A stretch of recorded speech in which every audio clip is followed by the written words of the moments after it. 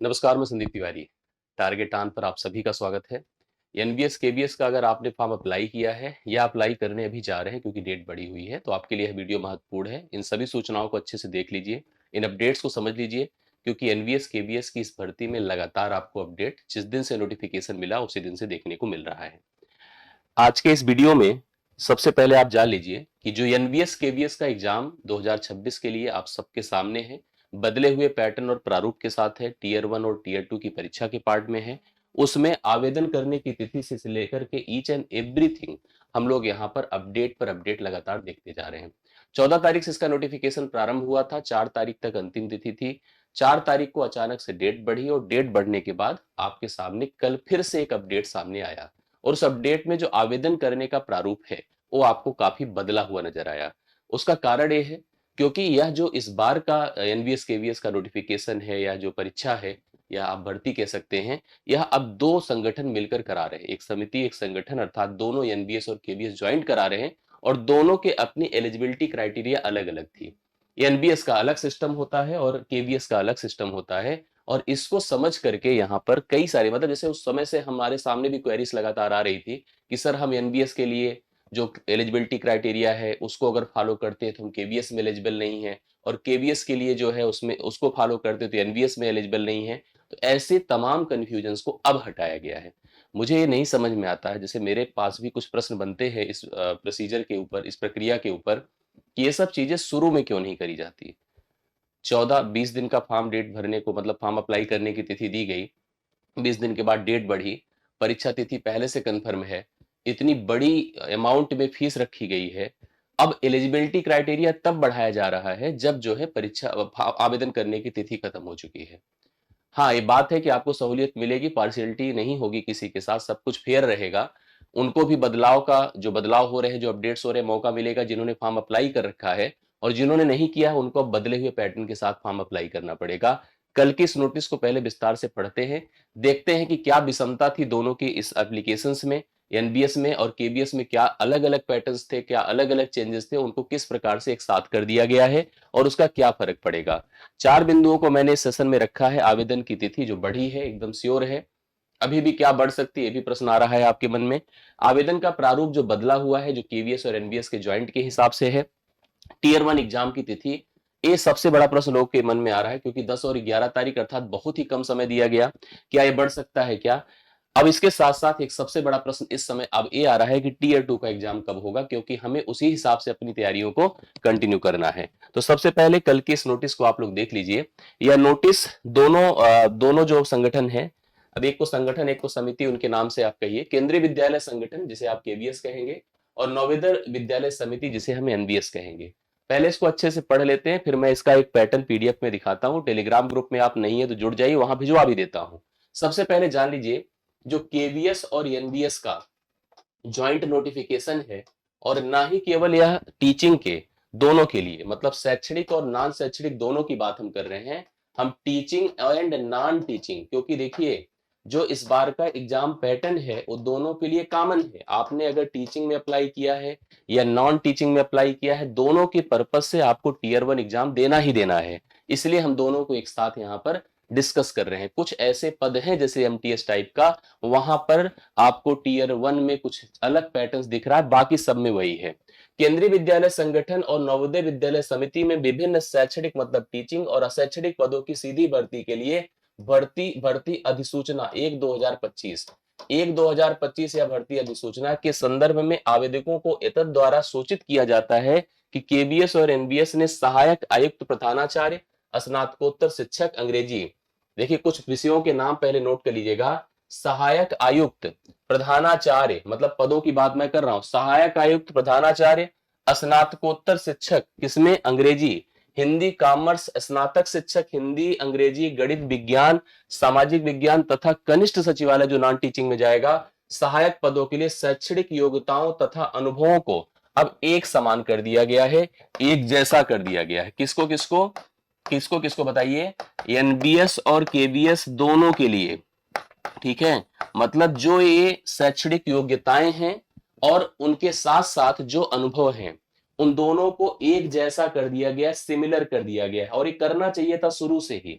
अगर आप joint notification दे रहे हैं तो यह स्टार्टिंग से ही एक प्रश्न था, क्या सर हम इसमें अप्लाई कर रहे हैं, इसमें हम एलिजिबल नहीं है, इसमें कर रहे हैं, इसमें नहीं एलिजिबल है, तो ये पहले से ही प्रारूप में होना चाहिए था। फिलहाल अब उनके दिमाग में चीजें आई हैं, अब वो समझ पा रहे हैं, तो अब परिवर्तन कर रहे हैं। और कब कर रहे हैं? जब फॉर्म भरने की तिथि खत्म हो चुकी है।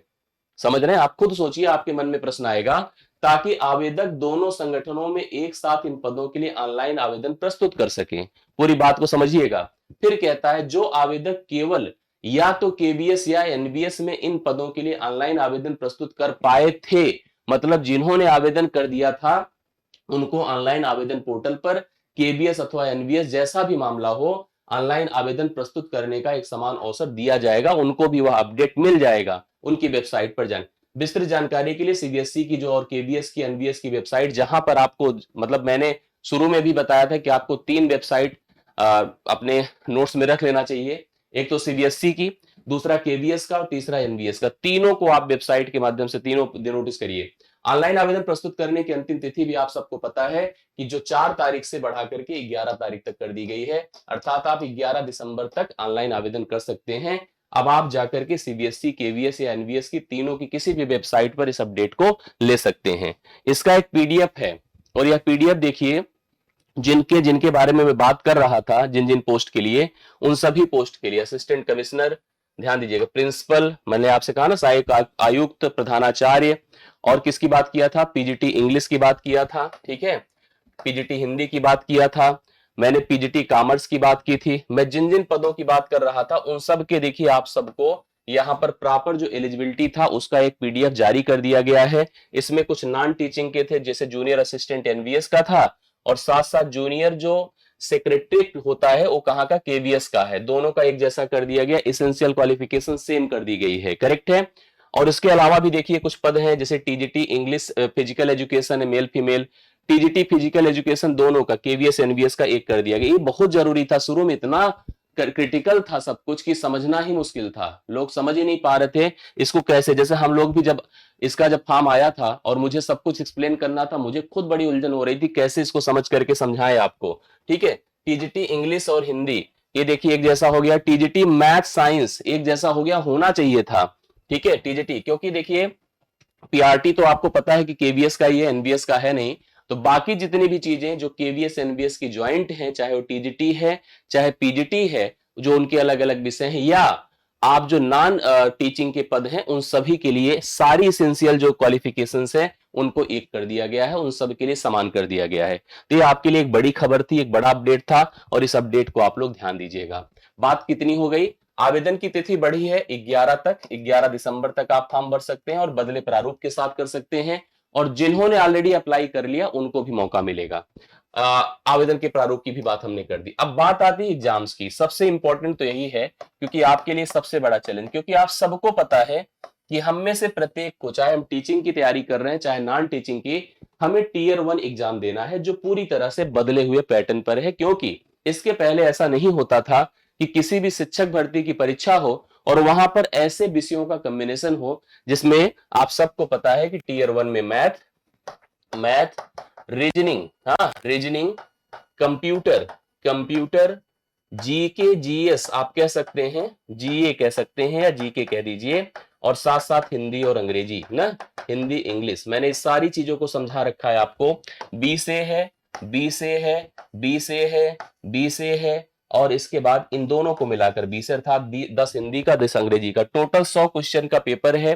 300 नंबर का पेपर है ना, 300 नंबर का पेपर है, क्योंकि तीन पॉजिटिव अंक मिलेगा एक सही करने पर, और 1/3 नेगेटिव है, आप सबको पता होगा। इस बदले पैटर्न पर एग्जाम हो रहा है, और एग्जाम की जो डेट दी गई है आप सबको पता है कि पहले से ही नोटिस में 10 और 11 जनवरी को दी गई। दरअसल एग्जाम की डेट बहुत मुश्किल से मिली है, मैं आपको बता दूं, इसलिए इसमें परिवर्तन की गुंजाइश 1% है।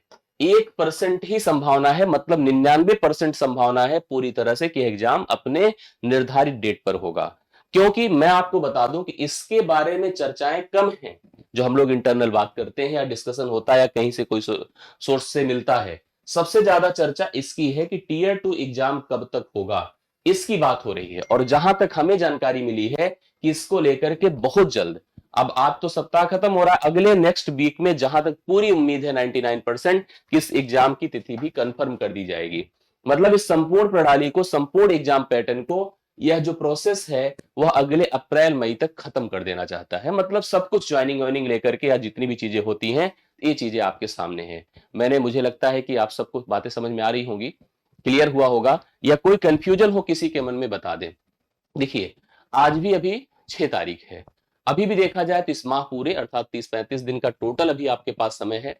प्रिपरेशन अच्छी कर सकते हैं, क्योंकि यह प्रिपरेशन जो आप पीछे जो आपने पढ़ा होगा टीचिंग के लिए, उससे बिल्कुल अलग है। हमने इसके लिए पूरा एक प्रोसेस आपको दिया है, एक बैच दी है ऑनलाइन, जिसमें हमने रिकॉर्डेड कक्षाएं दी है, हम प्रैक्टिस उसमें लगातार कंटिन्यू करने जा रहे हैं और कर रहे हैं। आप अगर आपको ज्वाइन करना है तो आप प्लीज आइए, ज्वाइन करिए, आपको अच्छा अनुभव मिलेगा। अगर आप नए हैं, नहीं जानते हैं, तो आप जान लीजिए। हमारे टारगेट आन के टेस्ट प्लेस ऐप पर चले जाइए, आपको बैच मिल जाएगा, या हमारे इन नंबर्स पे कॉल कर लीजिए, ये लोग आपको सब अपडेट दे देंगे हमारे केवीएस एनबीएस का क्या सिस्टम है। हम में से प्रत्येक सदस्य आपको पढ़ाते नजर आएगा, चाहे उसमें मैथ रीजनिंग की बात हो तो इंग्लिश रवि सर और मैं मैथ और रीजनिंग के हिस्से कवर करेंगे। कंप्यूटर का हिस्सा अरुण सर इसमें देख रहे हैं, अरुण सर ऑफलाइन में देख रहे हैं, अतुल सर ऑनलाइन में देख रहे हैं, ध्यान दीजिएगा इस चीज को। और इसके अलावा जीए जीके की टीम है अपनी पूरी, लगातार कंटिन्यू आपके साथ काम करेगी।